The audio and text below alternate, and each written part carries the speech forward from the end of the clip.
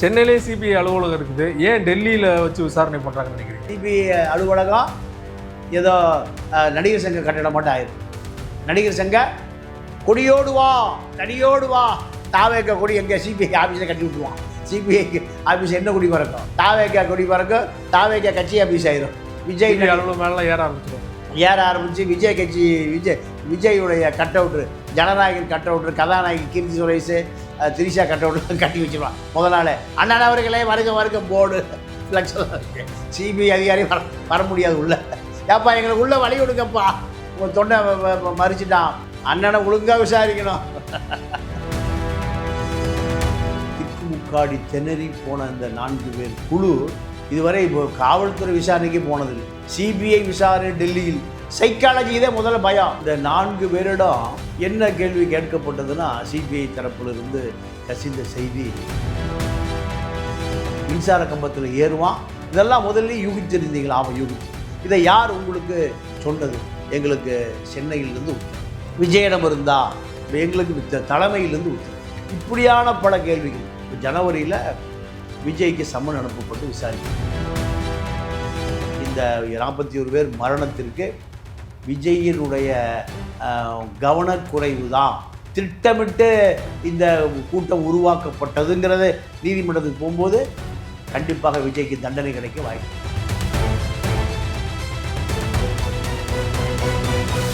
அரசியல் களம் நேயர்களுக்கு வணக்கம். இன்றைக்கு நம்ம நேர்காணலுக்காக மூத்த பத்திரிகையாளர் தமிழா பாண்டியன் அவர்கள் நம்மோடு இருந்திருக்கிறார். பேசலாம் சார். வணக்கம். வணக்கம். கரூர் துயர சம்பவ வழக்கு சிபிஐ விசாரணை நடைபெற்று கொண்டிருக்கிறது. தாவேக்காலிருந்து ஆதவ் அர்ஜுனா, நிர்மல்குமார், புசியான், மதியழகன், மாவட்ட செயலர் மதியழகன் உட்பட 4 பேர் பார்த்தீங்கன்னா சிபிஐ விசாரணை டெல்லி அலுவலகத்தில் 3 நாள் ஆஜராகி விசாரணை போயிட்டு இருக்குது. இன்னைக்கு மதியம் முடிஞ்சிருக்குது. முடிஞ்ச வெளியில் வந்த நிர்மல்குமார் அவர்கள் செய்தியாளர்களை சந்திக்கும் போது பார்த்தீங்கன்னா, எங்களுக்கு முடிஞ்ச அளவுக்கு முழு ஒத்துழைப்பு கொடுத்துருக்கோம், தொடர்ந்து அழைக்கப்படுவீங்களா அப்படின்னு கேட்டதுக்கு பார்த்தீங்கன்னா, அவங்க மறுபடியும் கூப்பிட்டா போய் பேசுவோம் அப்படின்னு சொல்லியிருக்காரு. என்ன சார் நடந்தது சிபிஐ விசாரணையில்? சிபிஐ விசாரணையில் ஏறக்குறைய ஒரு 200க்கு மேற்பட்ட கேள்விகள் ஒவ்வொரு மாவட்ட செயலாளர், புஷி ஆனந்த், ஆதவ் அர்ஜுனா, நிர்மல்குமார், வளமையாக நடக்கிறதா. ஓகே. இந்த வளமையாக நடப்பதில் இனிமேல் வழக்கத்துக்கு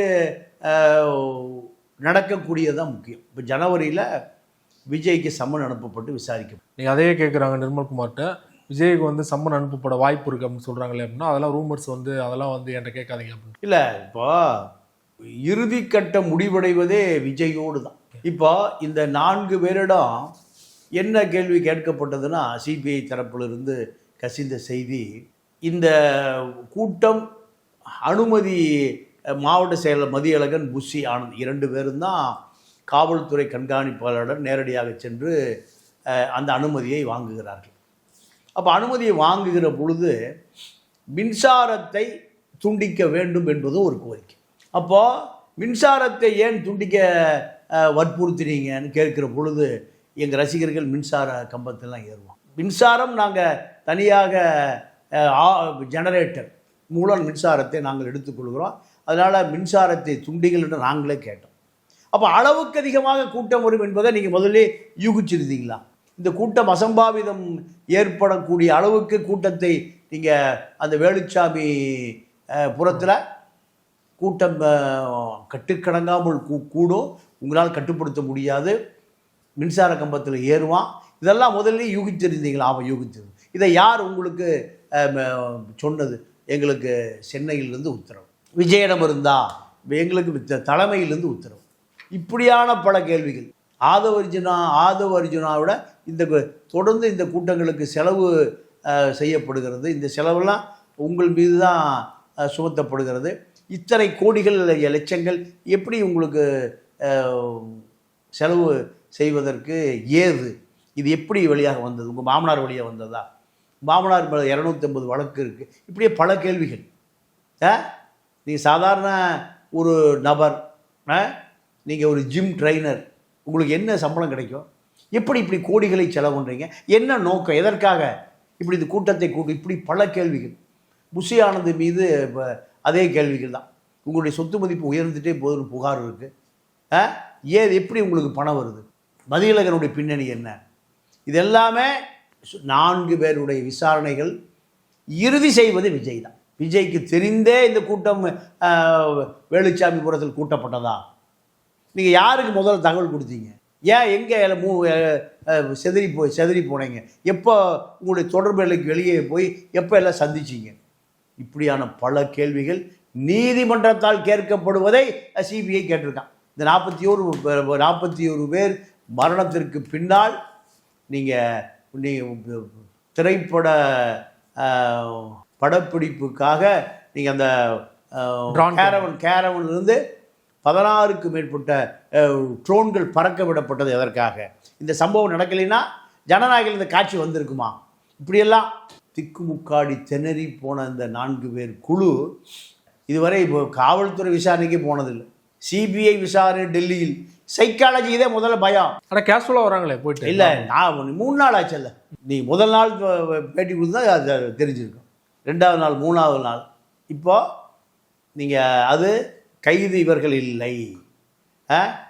இந்த செய்தி முதல் நாள் பயம் தெளிஞ்சிடும், கொஞ்சம் தெளியும். 2வது நாள் 3வது நாள் முழுச தெளிஞ்சிடும். அதுதான் அவர்கள் பதில். ஆக இந்த பதில் எப்போ முடிவடையும்னா விஜயோடு நீங்கள் தான் உத்தரவு கொடுத்தீங்களா? உங்களுக்கு அவர்கள் சொன்ன பதில் என்ன? இந்த கூட்டம் கட்டுக்கிடக்காத கூட்டம் வரும். சனிக்கிழமை நீங்கள் இந்த நிகழ்ச்சி வச்சுருக்கீங்க. சனிக்கிழமை வைப்பதற்கு தொடர்ந்து சனிக்கிழமை வைப்பதற்கு என்ன காரணம்? நீங்கள் அந்த வேலுச்சாமி மக்கள் எல்லாம் தொழிலாளிகள், அவன் சம்பளம் வாங்கிட்டு இன்னும் அதிகமாக கூடுவான்னு உங்களுக்கு தெரியாதா? ஆக மொத்தம் இந்த 41 பேர் மரணத்திற்கு விஜயினுடைய கவனக்குறைவு தான். திட்டமிட்டு இந்த கூட்டம் உருவாக்கப்பட்டதுங்கிறது நீதிமன்றத்துக்கு போகும்போது கண்டிப்பாக விஜய்க்கு தண்டனை கிடைக்க வாய்ப்பு இருக்குது. இது யாருடைய விஜயுடைய தலைவிதியை தீர்மானிக்கக்கூடியவர்கள் சிபிஐ அதிகாரிகள் தான். குறிப்பாக 2 கேள்வி தான் எல்லாருக்கும் வருது. அன்னைக்கு கரூரில் நடந்த அன்னைக்கு பார்த்தீங்கன்னா திருவள்ளூர் நடக்க வேண்டியது. அதுக்கு முன்னாடி திமுக கரூரில் பெரிய அளவில் கூட்டத்தை காட்டினால வேணும்னே ஒரு வாரம் கழித்து அதே இடத்துல கூட்டத்தை காட்டி பெரிய அளவில் கூட்டத்தை காட்டணும் தான் நடத்தப்பட்ட கூட்டம். இன்னொரு கேள்வி விஜய் அவர்கள் ஏன் லேட்டாக வந்தார் அப்படிங்கிறது. இந்த 2 கேள்விக்கு அவங்களால என்ன பதில் சொல்ல முடியும்னு நினைக்கிறீங்க? இப்படி ஒரு அசம்பாவிதம் நடக்குன்னு நான் எதிர்பார்க்கல. எனக்கு எப்பவுமே கூட்டம் அதிகமாக இருந்தால்தான் எனக்கு பேச வரும். இது இயற்கையாகவே. அப்போ கூட்டம் செயற்கையாக கூட்டப்படுவதற்கு நீங்கள் உதவி செஞ்சீங்களா? கொலை குற்றவாளி ஆயிடுறாரு. நீங்கள் காலையில் 8 மணிக்காக கூட்டம் வந்துருச்சு. உள்ளே போனால் வெளியே வர முடியல, வெளியே போனால் உள்ளே வர முடியல. ஆனால் நீங்கள் அது வரைக்கும் கூட்டத்தை குறைப்பதற்கான எந்த முயற்சியும் செய்யலை. நீங்கள் உங்களுடைய பயணம் முழுக்க நீங்கள் யாரையும் சந்தித்து பேசலை. நீங்கள் ரோட்லன்னு பேச போகிறதில்ல, கேரன் மேலும் பேச போகிறீங்க. கூட்டத்தை குறைச்சிருக்கலாமே. கூட்டத்தை திட்டமிட்டு இங்கே சேர்த்தீங்களா? திட்டமிட்டு சேர்த்ததுக்கு ஆதாரம் இருந்தால் அவர் தான் கொலை குற்றவாளி. கூட்டம் வேலுச்சாமிபுரத்தில் தான் சந்திக்க வேணும் என்று விஜய் திட்டமிட்டு இருந்தால் அவர் தான் கொலை குற்றவாளி. எம்ஜிஆர் என்ன பண்ணுவார்னா 500 பேர் நின்று அங்கேயே மைக்கை பிடிச்சி பேசி அப்படியே அனுப்பிச்சிடுவார், வீட்டுக்கு போயிடுவான். இப்படியே கூட்டம் குறைக்கப்படும். எம்ஜிஆருக்காக 24 மணி நேரம் காத்திருந்த கூட்டம்லாம் உண்டு. கட்டிச்சோறு கட்டிட்டு மாட்டு வண்டியிலே சாப்பிட்டு மாட்டு வண்டியிலே படுத்திருப்பான். குழந்தை குட்டி குடும்பத்தோடு படுத்திருப்பான். பொட்டல் வெளியில். அன்றைக்கெல்லாம் இது போன்ற நசிக்கலை யாரும் சாகுது. ஆனால் இது ஒவ்வொரு முறையும் நீங்கள் இவர் விஜய் வராருன்னா அந்த ஏரியாவில் கடை எல்லாம் பூட்டிடுவோம். எதுவும் வியாபாரம் ஆகாது, ஒரே தள்ளுமுள்ளாக தான் இருக்கும். அப்போ சினிமாக்காரனை பொறுத்த வரைக்கும் இப்போ எல்லாமே போலியாக இருக்கும். 2 லட்சம் பேர் இப்போ இந்த மலேசியாவுக்கு 20,000 பேர் வெளிநாட்டிலேருந்து வர்றான்னு ஒரு பொறுமை போட்டிருக்காங்க. 20,000 பேர் வெளிநாட்டிலேருந்து வர்றாங்க. அஜித் வர்றாரு, சினேகா வர்றா, மீனா, அஜித் குடும்பத்தோட ஷாலினியோட, இதெல்லாமே திட்டமிட்டு அவிழ்த்து விடுகிற பொய் மூட்டைகள். ஏன்னா அவங்களுக்கு புறமா பணம் பண்ணணும், ஒரு பிரம்மாண்டத்தை காமிக்கணும். மனித உயிர்களை பற்றியில் அவர்களுக்கு கவலை இல்லை. இதெல்லாமே நீதிமன்றம் கண்டிப்பாக கவனத்தில் கொள்ளும். சிபிஐயே நீங்கள் எல்லாம் விசாரித்து கொண்டு நீதிமன்றத்தினுடைய டேபிளில் வச்சுருவோம். சிபிஐ வைக்கிற பொழுது அப்போது எல்லா குற்றமும் உறுதி செய்யப்பட்டால் கடுமையான தண்டனை விஜய்க்கு இருக்கும். தண்டனை வேண்டாம்னா பிஜேபியோட கூட்டணி வச்சுக்கோ, பிஜேபியோட கூட்டணி வைத்துக்கொள். இது நயினார் நாகேந்திரன், தமிழிசை எல்லோருமே இதுதான் தொடர்ந்து வலியுறுத்திட்டு வராங்க, எங்கள் கூட்டணிக்கு வாங்க அப்படின்னு. விஜய் வேறு வழியில்லாமல் கூட்டணி போயிடுவார்னு நினைக்கிறீங்களா? கூட்டணியை போவதை தவிர வேறு வழியே இல்லை. கூட்டணிக்கு போனால் செந்தில் பாலாஜி குற்றவாளி, கூட்டணிக்கு போகலைன்னா விஜய் குற்றவாளி. இது தப்பிக்கவே முடியாது. கருணாநிதியும் தப்பிக்க முடியல. 2G வழக்கு 2009 ஈழப்பிரச்சனையில் ஏறக்குறைய 5 லட்சம் பேர் கொல்லப்பட்டான். ஒரே நாளில் 1.5 லட்சம் பேர் கொல்லப்பட்டான். திமுக காங்கிரஸ் கூட்டணினா ஒரு ரூபாய் ஓட்டு போட மாட்டான். ஆனால் காங்கிரஸே தரைதளத்தில் அறிவாலயம், முதல் தளத்தில் கலைஞர் டிவி அலுவலகம், தயாள் அம்மாள் கருணாநிதியுடைய 2வது மனைவி, முதல் மனைவி மூகா முத்தம்மா. எப்படி உங்களுக்கு 600 கோடி ரூபாய் வந்தது? இதில் எப்படி இன்வெஸ்ட்மெண்ட் பண்ணீங்க? கலைஞர் டிவியில் நீங்கள் தான் முதலாளி. எப்படி சிபிஐ விசாரணை முதல் தளத்தில், அதுக்கு கீழே நீங்கள் காங்கிரஸோடு கூட்டணி சேர்ந்தே ஆகணும். எங்களுக்கு நாங்கள் மீண்டும் பிரதமர் ஆகணும். 2009 மன்மோகன் Singh rubber stamp, Sonia rubber stamp பிரதமர் ஆகணும். எங்களுக்கு இங்கிருந்து 39 சீட்டு ஜெயிக்கணும். கருணாநிதி மறுக்கிறார். கூட்டணி சேர்ந்தால் ஓட்டு போட மாட்டான். ஈழ பிரச்சனை பெரிய அளவில் காங்கிரஸ் துரோகம் பண்ணிருச்சுக்கார். தயாள் அம்மாள் கைது செய்யப்படுகிற நிலை உருவாகுது. கீழே கொடுப்பா கையில் நீட்டத்தை கையில் போடுறேன், கூட்டணி முடிச்சு போச்சு. இங்கேருந்து சிபிஐ அதே அறிவாலயம் தளத்திலிருந்து காரில் ஏறி போகிறான். கூட்டணியை முடித்து கொண்டு டெல்லி பிரதிகளும் காரில் ஏறி போகிறான். ஒரு கார் முன்னாடி போகுது, ஒரு கார் பின்னாடி போகுது. அது சிபிஐ, இதுக்கு காங்கிரஸ். நடந்ததா இல்லையா? கருணாநிதியே சிபிஐ வளையத்துக்குள் கொண்டு வரப்பட்டார். எத்தனை இந்திரா காந்தி உருவாக்கியிருப்பார், எத்தனை பிரதமர்கள், எத்தனை ஜனாதிபதிகளுக்கு பிவி கிரியை உருவாக்கியவர் கருணாநிதி. இப்படியெல்லாம் உருவாக்கியவருக்கே சிபிஐ வைத்த செக்மெட் தப்பவே முடியல. விஜயெல்லாம் இப்போ பிறந்தே இருக்க மாட்டார். கருணாநிதி அரசியல் பண்ணுகிற காலத்தில் விஜய் பிறந்தே இருக்க மாட்டார். அப்போது அவருக்கே கிடுக்கி பிடி போட்ட சிபிஐகள், டெல்லி அதிகார மையம் விஜய்க்கு போடுவதற்கு எல்லாம் 2 மாதம் தெரிஞ்சு போயிடும். விடிந்தால் தெரிந்துவிடும். இப்போ இருட்டில் நடந்துட்டு இருக்குது அரசியல். இருட்டு எப்படியும் விடிந்தே தீரும், சூரியன் வந்தே தீரும். விடிந்த பிறகு விஜயினுடைய அரசியல் கூட்டணி இல்லையா? நான் தனியாலாம் போக மாட்டேன், மக்களோடு தான் கூட்டணி. எங்கே மலேசியாவில் சொல்கிறார், யாரோடு கூட்டணி? விஜயகாந்த் சொன்னார்ல, மக்களோடு கூட்டணி, ஆண்டவனோடு கூட்டணி. 2 பேர் எங்கே இருக்காங்க? பாய்ஸ் கார்டில் தான் இருக்காங்க. எங்கே போனார்? பாய்ஸ் கார்டில் போய் அங்கே தான் எல்லாம் கடவுளையும் அங்கே தான் பார்க்குறேன்ட்டார். அது மாதிரி விஜயுடைய அரசியல் எங்கே முடிவடையும், எங்கே ஆரம்பிக்கும் என்பதை பொறுத்து கூடிய விரைவில் விஜயுடைய எதிர்காலம் என்ன என்பதை டெல்லி தீர்மானித்துவிடும். தாவேகா செயற்குழு பொதுக்குழு கூட்டத்தில் விஜய் அவர்கள் தான் சிஎம், விஜய் அவர்கள் தலைமையில் தான் கூட்டணி அமையும்னு சொல்கிறாங்க இல்லையா? அவர் தலைமையில் சிஎம் ஏற்றுக்கிறவங்க கூட்டணிக்கு வாங்கன்னு சொல்கிறாங்க. அவர் எப்படி இப்போ இந்தியா அலைன்ஸ் போனால் எடப்பாடி சிஎம் ஏற்றுக்கிட்டு அங்கே போவார் நினைக்கிறீங்க? இல்லை, போகிறாரா போகலையா என்பது பாஜக முடிவு செய்யும். அமித்ஷா முடிவு செய்வார். அமித்ஷா மோடி 2 பேரும் ஒரிசாவுக்கு போகும்போது ஒரிசாவில் முதலமைச்சராக யார் இருந்தாங்க? நவீன் பட்நாயக் இருந்தார். அவருக்கு உதவியாளர் தமிழ்நாட்டைச் சேர்ந்த ஒரு பாண்டியன், ஒரு முக்குளத்து ஐஏஎஸ் அதிகாரி இருந்தார். பூரி ஜெகநாதனுடைய வைடூரியம், பொன் பொருள் எல்லாம் பூட்டி பாண்டிய மதுரைக்கு எடுத்துகிட்டு போயிட்டாருனாரு. நவீன் பட்நாயக் என்ன ஆனான்னு தெரியல. அது வரைக்கும் பாஜகவில் அங்கே எம்எல்ஏவே இல்லை. பாஜக ஆட்சி வந்து விட்டது, நவீன் பட்நாயக் என்ன ஆனான்னு தெரியல.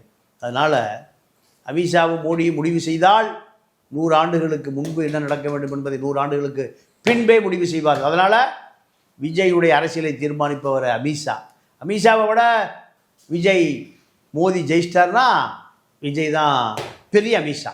சென்னையிலே சிபிஐ அலுவலகம் இருக்குது, ஏன் டெல்லியில் வச்சு விசாரணை பண்ணுறாங்கன்னு நினைக்கிறீங்க? எல்லாமே ஒரு மனோ ரீதியாக ஒரு அழுத்தத்தை கொடுப்பதற்கு தான். அதை நான் முதலே சொல்லிட்டேன். பாஜக 100 ஆண்டுகளுக்கு முன்பு நடக்க வேண்டியது 100 ஆண்டுகளுக்கு பின்பே முடிவு செய்கிறது தான் பாஜக.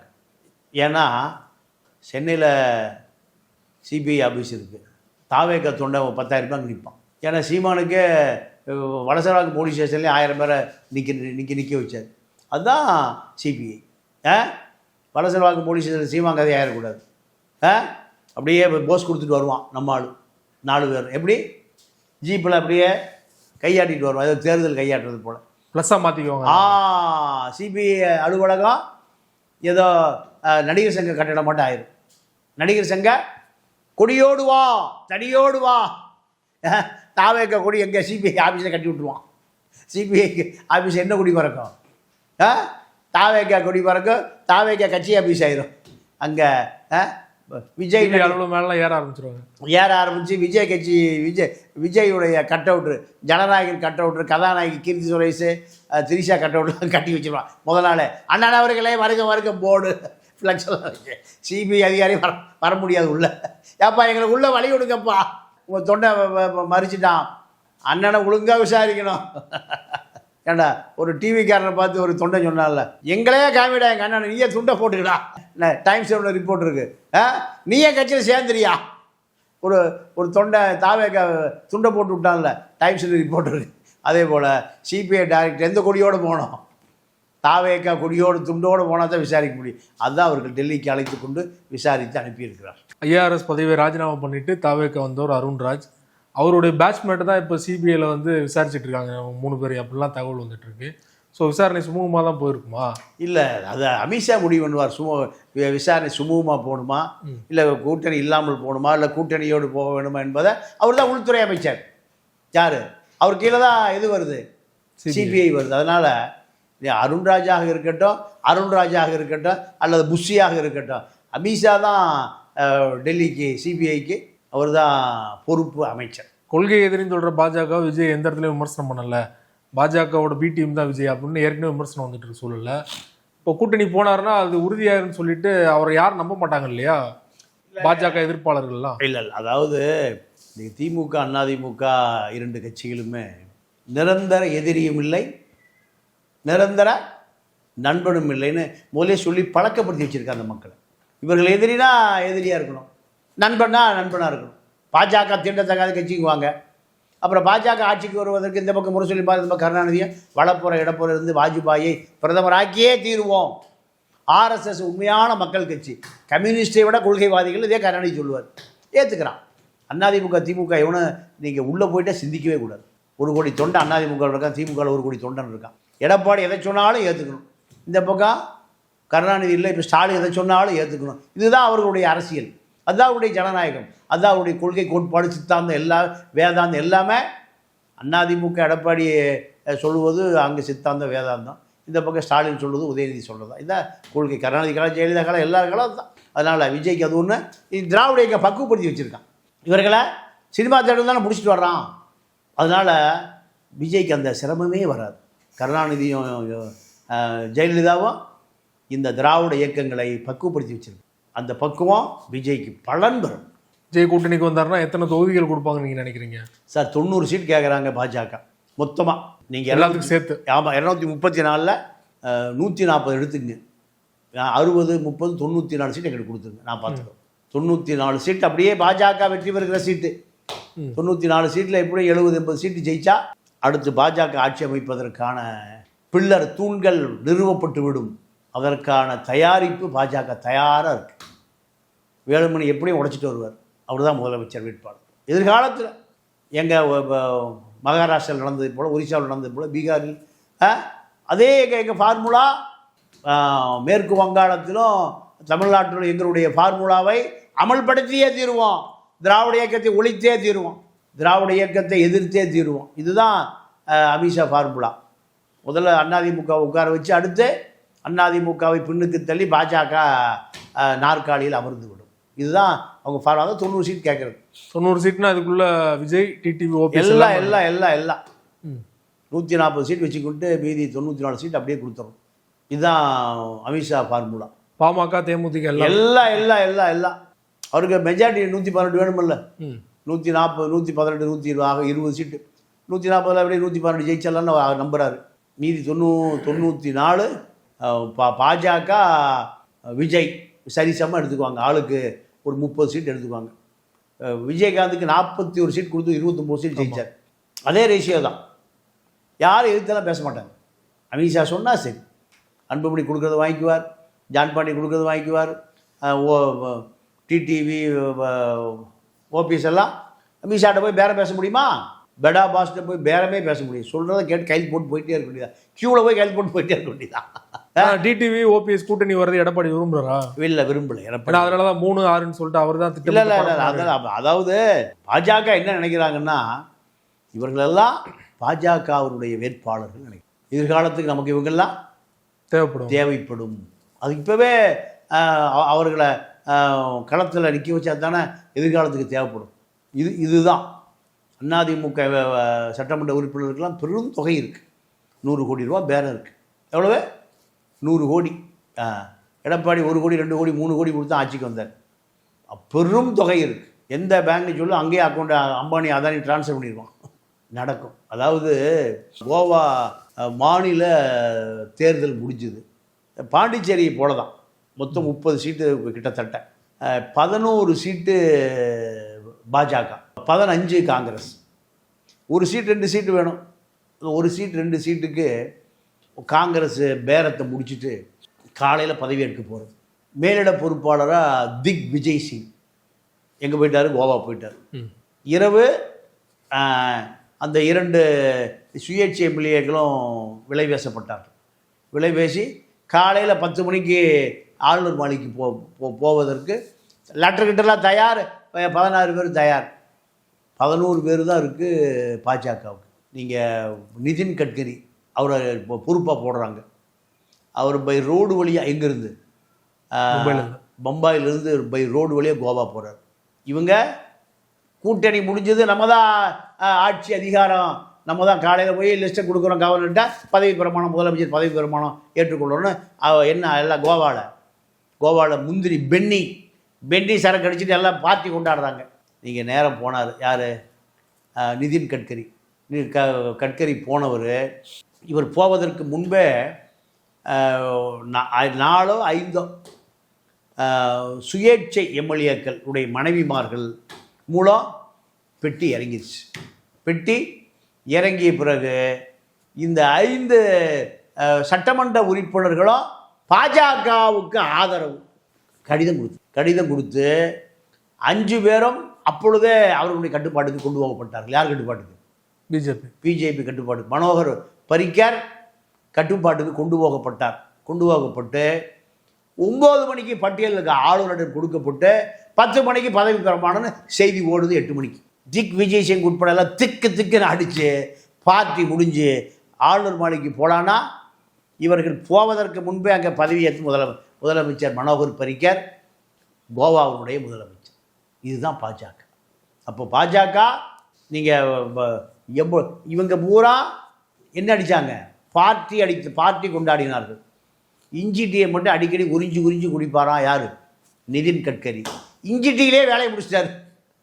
அவங்க கோவா சரக்கடித்து தோற்கடிக்கப்பட்டார். இதுதான் பாஜக. அதனால் பாஜகவை பொறுத்தவரை அவர்களுக்கு பலகட்ட ஆட்கள், ஆர்எஸ்எஸ் ஆட்கள், விஸ்வ இந்து பரிஷத் ஆட்கள், பாஜக ஆட்கள், இப்படி பலகட்ட ஆட்கள் பலகட்ட வேலைகளை நகர்த்துவார்கள். அவர்களை மீறி வெற்றி பெறுவது என்பது சாத்தியமே இல்லை. காங்கிரஸ் குடும்பம் எங்கே வந்து நிற்குது? வயநாட்டில் முஸ்லீம்களுடைய தயவு நிற்குது. இல்லைன்னா ராகுல் நாடாளுமன்றத்துக்கே போக முடியாது. பிரியங்கா நாடாளுமன்றத்துக்கே போக முடியாது. வட இந்திய அரசியல் காங்கிரஸ் முழுசாக கையிலவி போயிடுச்சு. யூபி வழியாகத்தான் எல்லாம் டெல்லிக்கு போவான்னு பேசுவாங்க. யூபி இப்போ காங்கிரஸினுடைய வரலாறே இல்லாமல் போச்சு. அப்போ பாஜக இவ்வளோ பெரிய வேலைகளை செய்திருக்காங்க. அதனால் தமிழ்நாட்டில் பாஜகவுடைய அந்த அரசியல் விஜய் மூலம் வெற்றி பெற வைக்க வேண்டும். அதன் மூலம்தான் யார் வர வேண்டும் என்பதை விட யார் வரக்கூடாது என்பதுதான் பாஜகவினுடைய முழு நேர வேலை. அதை பாஜக கண்டிப்பாக செய்து முடிக்கும், வெற்றியும் பெறும். விஜய் ஒரு பொருட்டே இல்லை. கருணாநிதி ஜெயலலிதாவே ஒரு பொருட்டே அல்ல தமிழ்நாட்டில் பாஜகவுக்கு. எடப்பாடி ஒரு பொருட்டே அல்ல. உள்துறை அமைச்சகத்தை லீவ் விட்டுட்டு அமித்ஷா கிளம்பி வர்றார், மீடியாவோடு கிளம்பி வர்றார். நான் கூட்டணி முடிவு பண்ணிவிட்டு அண்ணாமலை கதையை முடிச்சுட்டு போயிட்டே இருக்கார். விஜய் கதையை முடிப்பதற்கெல்லாம் வெகு நேரம் ஆக 66 எம்எல்ஏ வைத்திருக்கிற எடப்பாடி கதையை கூட்டணியை உறுதி செஞ்சுட்டு போகிறார். அதனால் விஜயெல்லாம் ஒரு பொருட்டே இல்லை. விஜய் எங்கே அடித்தா எங்கே விழுவார் என்பதெல்லாம் அவர்களுக்கு அந்த கேரம் போர்டை போல பில்லியர்ஸ் பாலை போல பலகட்ட நடவடிக்கைகளுக்கு தயார் நிலையில் இருக்கிறார்கள்.